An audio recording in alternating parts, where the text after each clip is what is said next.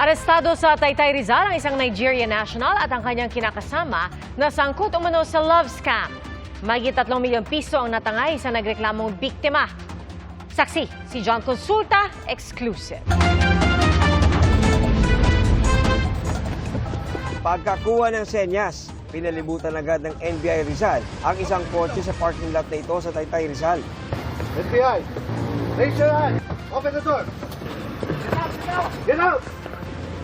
Tumaas ang tensyon na magmatigas ang dayuhang target at tumangging bumaba ng sasakyan. Pero nang dumami na ang mga ahente, napilitan na lumabas sa kotse ang Nigerian national. Stand up. Here. Get down. Get down. Hold your knee. Hold your knee. Sa kalapit na establishmento, arestado rin ang kanyang live-in partner.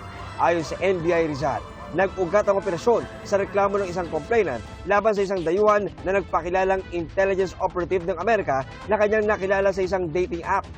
Kinalaunan, naging karelasyon niya ito. Una ay hiningan siya ng pambayad sa mga materyales at mga workers noong di bahay niya pinapagawa dito sa Pilipinas. At pagkatapos dito daw huling mission niya, ay siya daw ay dito naman ninira sa Pilipinas. Umabot sa 3.5 million pesos ang kanyang naibigay. Pero nagduda na siya nang sabihin ng kanyang kausap online na may package siyang pinadala at kailangan niyang bayaran ang insurance at fees nito. Sinusuyo at nililigawan at tinatrabaho ng sindikato. Lagi siya nahihinga ng pera, nakahalata na ito complainant, kaya lumapit siya sa aming tanggapan. 3 buwang buntis ang naarestong babae na bukod sa tagakuha ng pera sa kausap ng grupo ay nagsisilbi rin umanong money mule sa tuwing ipinapagamit ang kanyang bank account para sa transaksyon ng mga Nigerians. Inutusan kaming kunin ang pera at bibigyan kami ng komisyon. Tumanggap po kami ng trabaho dahil naghangad din po kami kumita. Hindi ko akalain na ganitong mangyayari.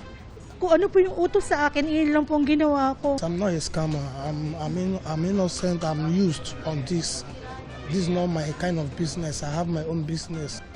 Naging eye-opener daw para sa biktima ang inakala niyang true love na scam lang pala.